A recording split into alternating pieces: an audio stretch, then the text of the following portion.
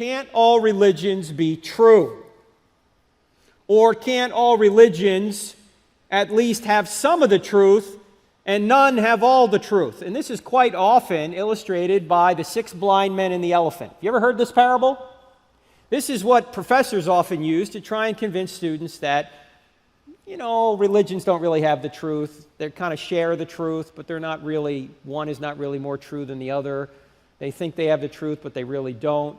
And it's illustrated this way. There are 6 blind men, 6 blindfolded men, and one feels the ear of the elephant and thinks it's a fan. Another feels the side of the elephant and thinks it's a wall. Another grabs the tail and says, no, this is a rope. Another one grabs the leg and says, no, this is a tree. Another grabs the tusk and says, this is a spear. And another, of course, grabs the trunk and says, no, we've got a great snake here. Now, these 6 blind men are all supposed to represent the major world religions. They think they have the truth, but they don't really have the truth. They may have a piece of the truth, but they don't really have it. Now, how do you basically refute the conclusion that no religion is the truth? Here's the question to ask. What is the perspective of the parable teller? What is the perspective of the parable teller here? Can anyone tell me? Go ahead, loud, what? The parable teller can see everything. He can see the whole picture. The parable teller has an objective vantage point. It's like our position. We're looking at it and we're going, you knuckleheads, that's an elephant, right? So once you have an objective position, you can really see the truth. So what's the moral of the story? The moral of the story is, once I was blind, but now I see. What do I mean by that? Well, first of all, if you take off your blindfolds and see, you can see it's absolutely true that that is an elephant, that it's not a rope, that it's not a snake, that it's not a spear, a wall, or a tree, or any of those other things. It's an elephant. So truth is not relative to the individual, otherwise we wouldn't know the blind men were mistaken. We have an objective viewpoint, as the parable teller does, and we can see that the blind men were mistaken. Also, you can't know someone is wrong unless you know what is right. Let me state that another way. You can't know that someone is not right unless you know what is right. So for you to say that, no, that's not a fan, that's not a spear, that's not a rope, etc., you would have to know what it is, correct? So the bottom line to the whole thing is the pluralist believes everyone is blind but him. The pluralist is somebody who's saying, no, all religions lead up the mountain, they're all getting there. They don't have the truth, that they have some of the truth, and you can't really know the truth, all that nonsense, okay?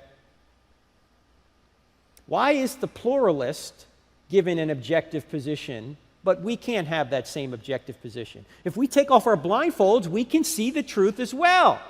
You see what I'm saying here? In other words, the parable, as many college professors tell it, actually proves exactly the opposite to the point they're trying to make. They're trying to say that nobody has the truth, when the rest of us are going, yoo-hoo, Mr. Professor, that's an elephant. And we can do the same thing when it comes to religion. If we take off our blindfolds, we can discover the truth. And that's what we try and do in apologetics. We try and discover the truth, which is giving evidence for what you believe. But sometimes you'll have somebody say this, look, come on, all religions teach basically the same thing. Have you heard that? Don't they all teach basically the same thing? Come on, they all teach you ought to love one another. That's basically it. Is that true? No, actually, it's not true. There's a kernel of truth to it, that most religions do have a moral code, and quite frequently a relatively common moral code, but not all religions teach that you ought to love one another. Certainly Satanism doesn't, right? Certainly what I would call Orthodox Islam doesn't. People who follow the Quran and the teachings and life of Muhammad Because if you look at the Quran and you look at the life and teachings of Muhammad, what the terrorists are doing, they're doing as a result of studying the Quran and the life and teachings of Muhammad. So that's not love your neighbor, as we are all now too well aware. But actually, there's a question you should always ask people. In fact, there are 3 questions you should always ask people when they come up with a statement about religion like this. Actually, you can use these 3 questions for virtually anything. Here's the first question you ought to ask somebody who says something like this. The question is, what do you mean by that? What do you mean all religions teach basically the same thing? And see what they say. What do you mean by that? Why is that a good question? Because this right here is known as a slogan, isn't it? It's a common cultural saying, and few people stop to think about what it means. And if you ask them, what do you mean by that? Many of them will go,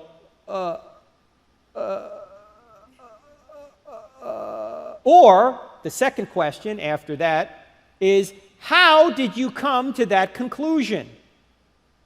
And you could make that a little bit more specific to this statement by saying, how did you come to that conclusion? Have you studied world religions for yourself? What are most people going to say at that point? No, they're probably not going to have studied that, right?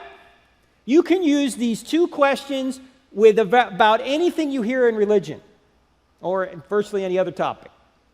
Because you will find that most people in our culture today have a worldview built on slogans. Maybe not most, but a good number of people. They hear slogans like this and they take that. They hear another slogan. The Bible's been changed throughout the centuries. They take that. The Bible was written long after Jesus. They take that. Evolution's true. They take that.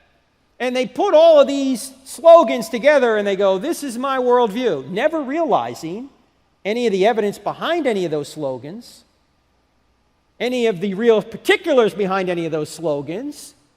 And they go skipping through life thinking, I really know what's going on. As soon as you question them on it, though, they run short of intellectual justification for the slogan in about 3 seconds. Somebody says, you ought not believe the Bible because it's been changed throughout the centuries. You say, how did you come to that conclusion? Have you studied the manuscript evidence for yourself?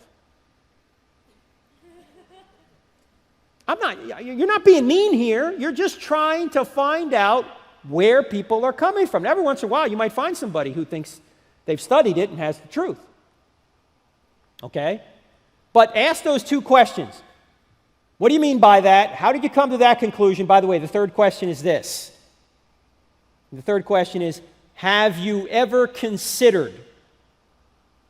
And then you can add what you want to add after that. Have you ever considered this book, for example? Like, I don't have enough faith to be an atheist. Or have you considered Mere Christianity, a great book on the Christian faith, particularly the moral argument? Or have you ever considered Evidence Demands a Verdict? Have you ever considered, Tim Keller's Reason for God? There's some good books out there. Or have you ever considered this argument?